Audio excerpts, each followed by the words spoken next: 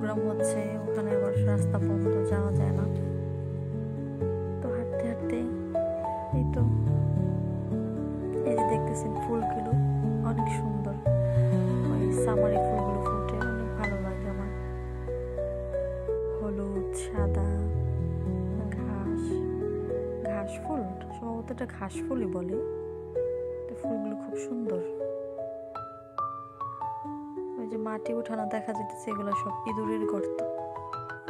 আমস্টারডামে অনেক ইঁদুর, বড় বড় গাছ,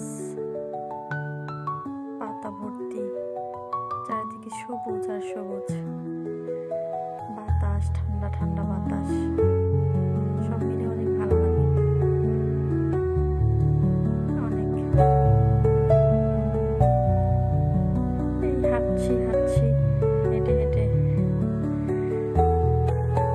প্রায় 1 ঘন্টার মতো হাঁটাহাঁটি, অনেক ভালো লাগলো। সাধারণত যাওয়া হয় না বাইরে, বাচ্চাদের স্কুল থাকে, তো বাচ্চারা 2 দিন ছুটি পেয়েছে স্কুলে, এই জন্য একটু ফ্রি। শুক্রবার স্কুল থাকে ওদের, শনি রবি ছুটি থাকে, তো ওরা 4 দিন, সব মিলে 4 দিন ছুটি পেল, এই আর কি। বাইরে রোদ,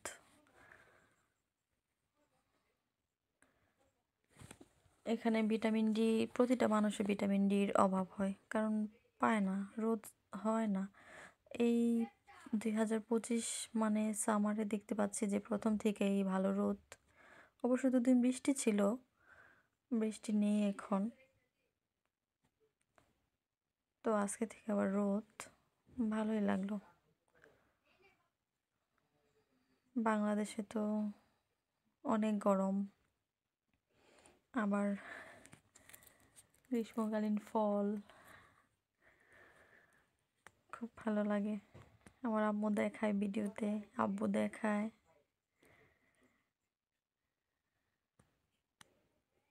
এই যে দেখতেছেন এই পাতাগুলো, প্রথম ভাবছি এই পাতাগুলো কি দেখতে কুমড় গাছের মতো দেখা যায়। তো ওই আপুটা বলতেছে যে এগুলা কি খাওয়া যাবে? কিভাবে খাবো এগুলো? তো মানে কুমড় গাছের মতো দেখতে পাতা, বাট গাছগুলি কেমন জানি,